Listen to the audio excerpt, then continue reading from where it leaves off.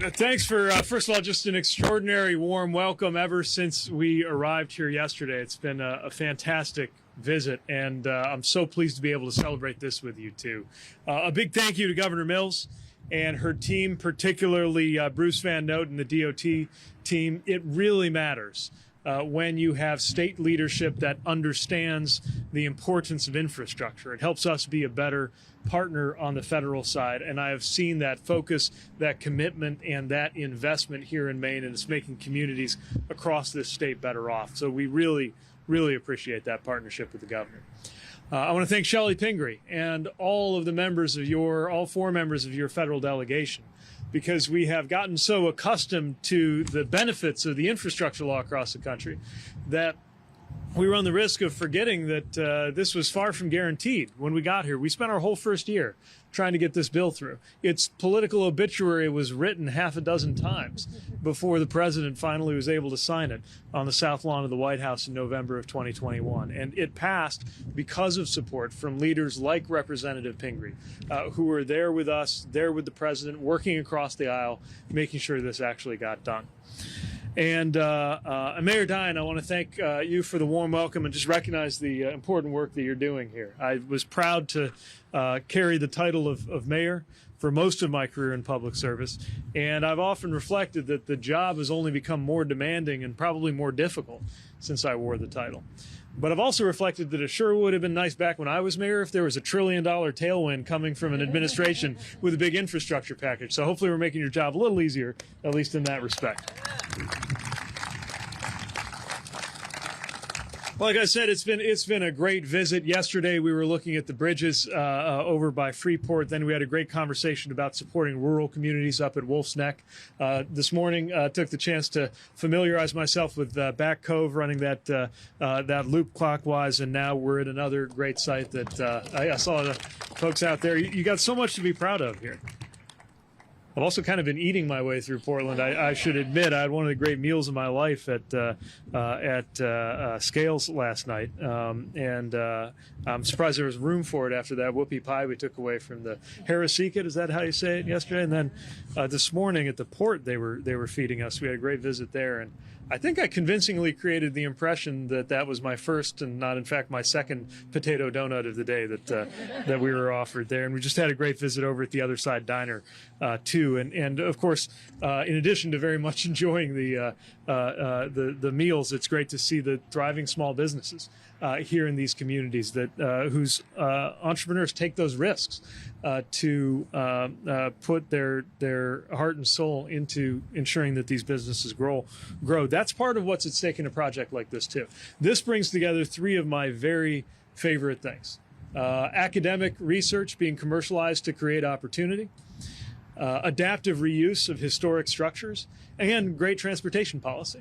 Those are the kinds of partnerships that we're excited to support. And it's just a great moment after this tour that we've had. We, as I said, we got to see the dirt flying on the construction sites at the bridges that are going to carry 2 roads over 295 up in Freeport. And then we were able to get a sense of how the local economy and the regional economy is supported by the excellent work of the port right here in Portland.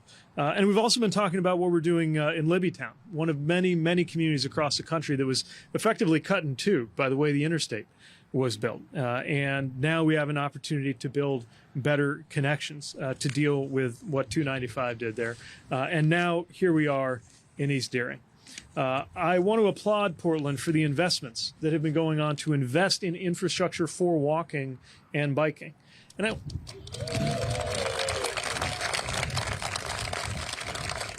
I want to emphasize something important that's sometimes missed, especially in Washington when we're debating the value of multi-use paths and this kind of infrastructure for active transportation, which is that it benefits quality of place and quality of life for sure. It attracts economic development, but it's also about safety.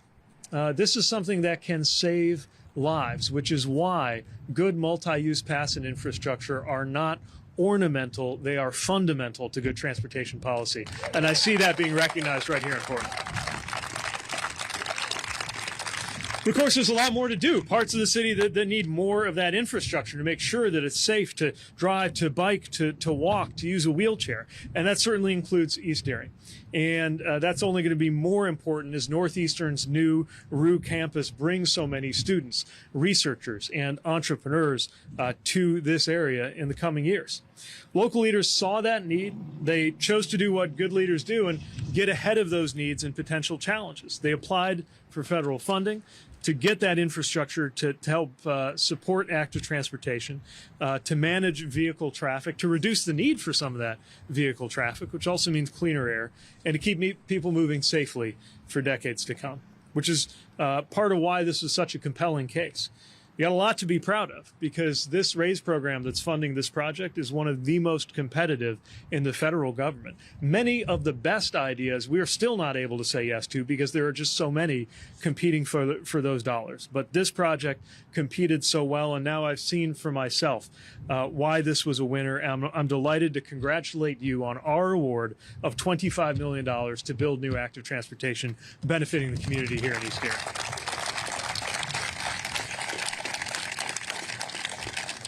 This will go toward a new bridge for people to safely walk, bike, or roll parallel to Tukey's Bridge, connecting the downtown Portland Peninsula with East Erie, and will extend walking and biking paths to connect to that new bridge, including access to the new campus. And we'll adjust the interstate off-ramp to improve traffic flow as well. So what this really means is safety, quality of place, and just a better way of getting around a community that has long deserved this kind of investment. Now, this is also a very meaningful day for me because Maine is the 50th state that I have visited as secretary. We've seen transportation challenges and opportunities of all kind across the country.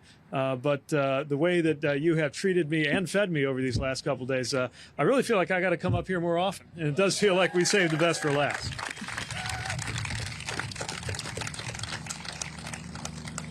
What we see here is a community that found its superpower in adaptive reuse and quality of place, and found a way to create jobs and a future for people, to make sure that people who grew up here have every reason to stay here or return here, and to make sure people are encouraged to build their lives here and thrive here.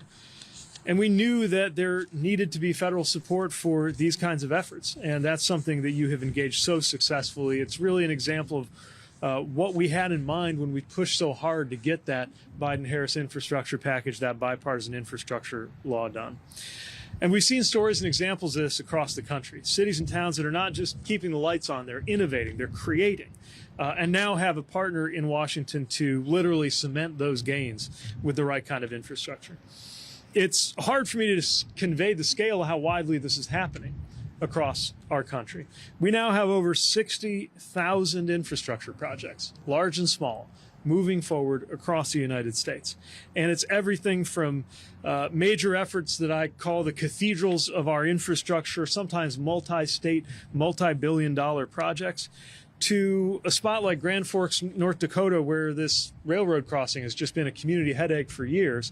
And we finally got the funding to put in an overpass to get rid of it and make things just a little bit easier.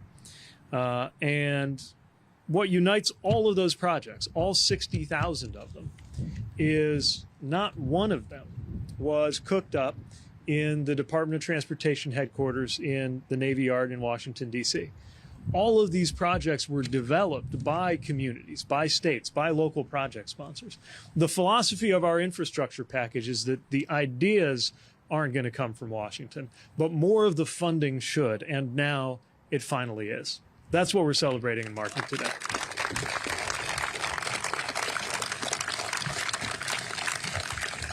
Of course, I'm proud of the infrastructure elements of this, but this is part of a bigger picture of how this administration is working to make life a little easier, a little more affordable, and to look to the future. Whether we're talking about the work that's been done to bring down the cost of insulin, or the efforts to help veterans with health complications, like the folks I served with in Afghanistan, finally get care through the new PACT Act. What we're really talking about is practicing a politics of the everyday, a politics and policy framework that understands that what matters isn't the acronyms of all the bills that got passed or how many zeros are in those funding packages that move through the big white buildings in Washington, D.C. It's how everyday life is a little bit different and a little bit better when we get things right.